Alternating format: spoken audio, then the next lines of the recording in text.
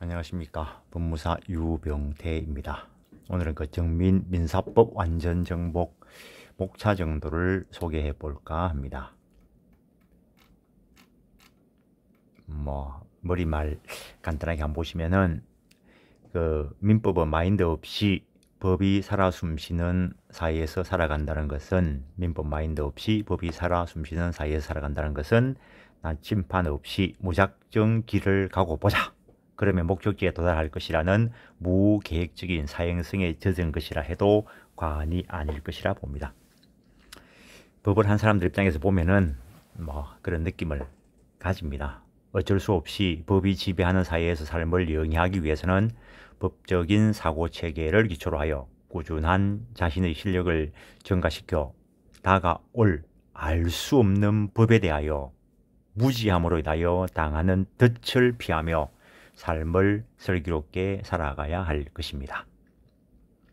그래서 20년 유병태의 정민민사법 완전정복은 기존의 그 학원 교재로 사용되는 걸 꾸준히 정보해 오다가 근래 제가 이제 법무사업을 하고 그 다음에 지금은 변호사가 된 친구의 도움을 받고 해서 편제를 바꾸어서 일반 인들의 법적인 마인드를 기르기 위한 책으로 사용될 수 있도록 하기 위해서 준비한 책입니다.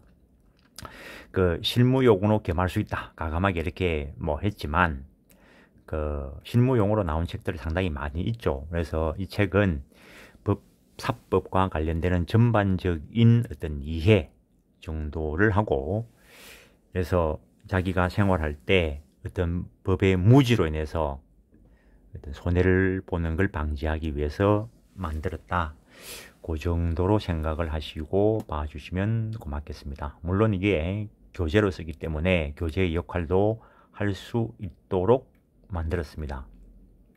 일단 시험은 전쟁이죠. 시험만 전쟁인 게 아니고 살아가는 삶 자체가 전쟁이죠. 그 전쟁은 열심만으로 승리할 수 없다. 열심만으로 모든 전쟁을 승리한다면 우리가 고민할 필요가 없죠. 열심만 하면 되니까. 열심히 하는 거는 누구나 다 준비되어 있잖아요. 저 나이쯤 되면 다들 아시겠지만 열심히만 하는 것으로는 승리가 보장되지 않는다는 거죠. 물론 열심히 해야 승리를 넘볼 수는 있겠지만, 그래서 적을 제대로 알고 시험을 준비하시는 분이라면 그 시험, 현실 사회를 살아가시고 있는 분이시라면, 물론 현실 사회를 살아가고 있으신 분이라야 제 목소리를 지금 듣고 계시겠죠. 그러면 그 법적인 현실을 제대로 알고 그 적들보다 더 잘된 무기를 들고 전쟁에 임해야 승리할 수 있을 것이라고 봅니다. 여기서 승리라는 것은 시험을 준비하시는 분들은 시험에 합격이 될 것이고, 법적인 사회에 살고 있는 사람이라면 법적인 사고, 고장 이런 걸 회피할 수 있을 것이라고 봅니다. 참 책을 쓰다 보면은 가장 쓰기 어려운 부분이 서문입니다. 그 정도 하시고, 목차를 보시면은 이 종래 민법 교재들이 과거에는 민법 총칙, 물권법, 채권 총론, 채권 강론, 그리고 가족법에 들어가서 친족 상속법, 그런 식으로 민법 조문 책에 입각해서 민법책을 대부분 서술하셨는데, 근래에 보면은 이제 어떤 법 조문 체계보다는 어떤 현실적 거래에 있어서 나타나는 체계를 가지고 책을 서술하시는 분들이 좀 많이 나오고 있습니다. 과거에는 단편 일률적으로 민법 총칙 다음에는 당연히 물권법이 편제되고 이랬는데, 요즘은 민법 개설서를 보면은 민법 총칙, 그리고 과거에 물권법이 바로 왔었는데 지금은 채권법 총론, 채권법 강론, 물권법 이런 식으로 편제를 하고 계신 분들이 많습니다. 물론 경우에 따라서는 민법 총칙 다음에 채권법 강론을 먼저 쓰기도 하고, 경우에 따라서는 채권 강도를 먼저 서술하기도 하는데, 저는 고민 끝에 그 민법 총칙과 채권법 계약 강론, 총론, 그걸 기본적으로 합체해서 계약에 맞게 편제를 이렇게 보았습니다. 그게 실제 뭐 실무에서도 그렇고, 실무를 해보면 실무에서도 그렇고, 그다음에 그 실제 거래계에서도 뭐 계약은 좀 알지만 민법 총칙에서 있는 법률 행위와 관련된 것들에 대해서 익숙하지 않기 때문에 뭐 그 연결을 못 잡는 분들을 많이 보았습니다. 그래서 고민 끝에 계약법 총론과 민법 총칙을 합체시켜서 그 계약법 총론으로 편제를 했습니다.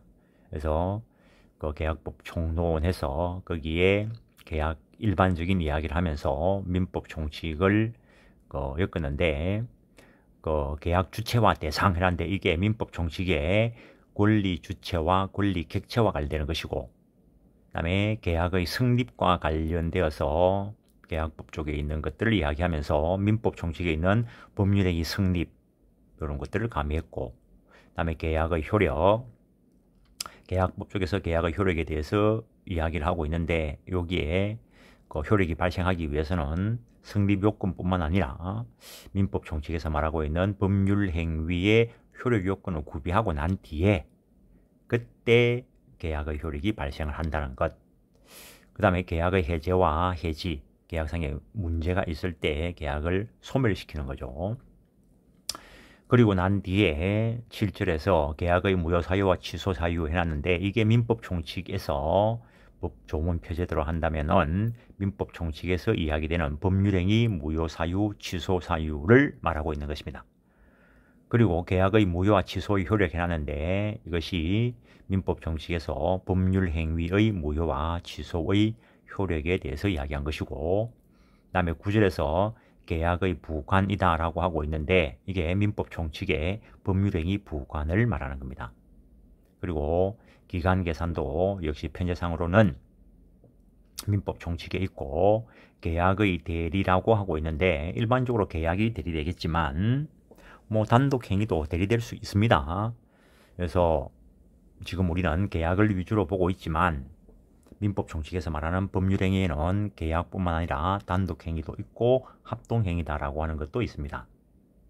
그 다음에 계약법 강론에 들어가면은 이제 뭐 법에 규정해 놓은 정려, 매매, 교환, 소비대차, 사용대차, 임대차, 고용, 도급, 현상광고, 위임, 임치, 조합, 종신정기금, 화해, 그리고 최근에 전형계약으로 들어온 여행계약을 간단하게 하고 있습니다.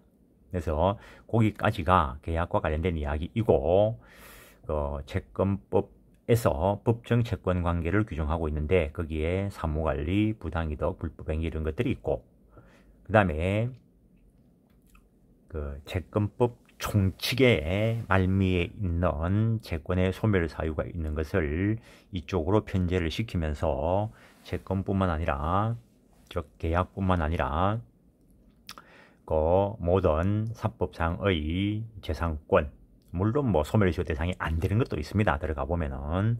근데 그것을 민법 총칙에서 규정을 두고 있는데 편제를 여기서 하고 있습니다. 주로 여기까지가 일반인을 대상으로 해서 엮어갈 것이고, 물론 그렇다고 해서 뭐 수음수로 활용을 못하는 건 아닙니다. 민법 총칙과 채권법을 유기적으로 연결시켜서 했기 때문에 오히려 이해가 되신 분들은 이게 훨씬 편할 수도 있습니다. 처음에 양창수 교수님 민법 개설서 얇게 나왔었는데, 그게 빅히트를 쳤던 게 이런 사회 현상에 일어나는 흐름에 따라서 책을 서술해 있기 때문에 기존에 법 조문 체계에 따라서 공부하시는 분들이 그거 딱 뭐 몇 프로 부족합니다. 딱 고려하면은. 근데 그 책을 딱 보면은 그게 연결을 딱 시켜줍니다. 그래서 빅히트를 쳤다고 봅니다. 그리고 채권법 총론, 여기서는 뭐 채권법 총론은 좀 간략하게 서술을 하고 있습니다. 그리고 물권법에 대한 전반적인 이야기를 하면서 물건의 종류 이야기를 하고, 그리고 부동산 등기법을 편제를 했습니다. 부동산 등기법 일반적으로 필요한 것들을 다 수술하고, 그리고 요즘 이제 뭐 블루오션으로 떠오르고 있다, 뭐 핫 이슈가 되고 있는 게 신탁법인데, 이 신탁과 관련된 전체 흐름을 개관하고 있습니다. 근데 어떤 분은 또 그러시더라고요. 신탁이 히트를 칠 거다라고 하는 게 50년대부터 그랬다, 70년대부터 그랬다. 근데 아직까지 여전히 히트를 치지 않고 있다, 그렇게 말씀하시는 분들도 있는데, 근데 어쨌든 실무를 접하고 있는 저 입장에서 보면은 신탁이 상당히 활개를 치고 있습니다. 오히려 뭐 대기업과 관련되는 영역에서는 신탁이 주류를 이루고 있습니다. 그것이 이제 일반 개인에게까지 다가오고 있다는 것입니다. 근데 신탁법이 어느 날 갑자기 하늘에서 떨어진 건 아니고, 기본 법리를 이해를 해야 신탁이 어떻게 움직이는가를 압니다.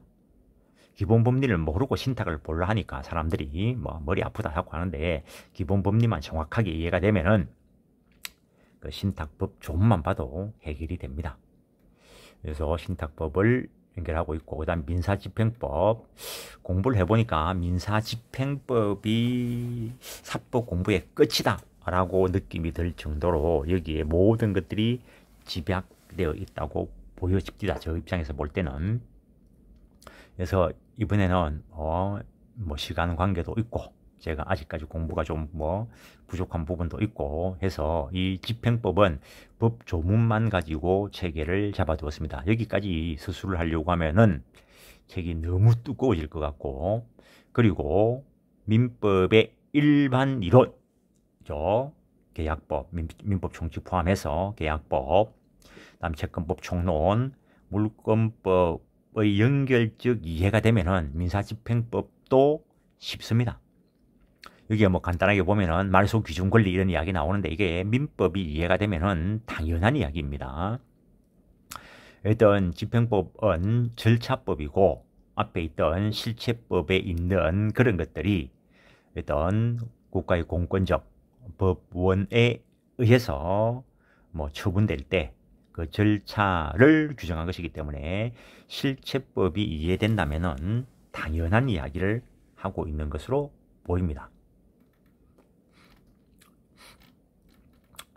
그래서 거기까지가 목차 이야기인데, 원래 20분 정도를 책을 읽으려고 했는데, 제가 오늘은 이 촬영을 간만에 시도를 하니까, 이게 책을 보여주면서 이렇게 촬영하는 게 나을까, 아니면은 내가 책을 읽고 목소리만 들리게 할까 고민하다가, 그래도 이렇게 책 교재를 보이면서 읽어주는 게 낫겠다. 그리고 간간히 설명을 할 것이고, 간간히 사례도 설명을 할 것입니다. 그래서 오늘은 그런 것 때문에 시간을 많이 할애했기 때문에 오늘은 요 정도 책 소개하는 정도에 그치겠습니다. 하여튼 일주일에 3번 정도는 한 20분씩, 하루에 20분씩 해서 10시 정도에 촬영을 시작해서 11시까지는 업로드 하는 것, 유튜브에 일단 업로드 하는 것으로 계획을 세우고 있습니다. 열심히 해보겠습니다. 어쨌든 저변에 일반 사람들이 법적인 사고 체계를 가져서 피해를 당하지 않게 해보려고 시작한 것입니다. 일단 저도 나름대로 열심히 해보겠습니다. 감사합니다. 오늘은 여기까지만 하겠습니다.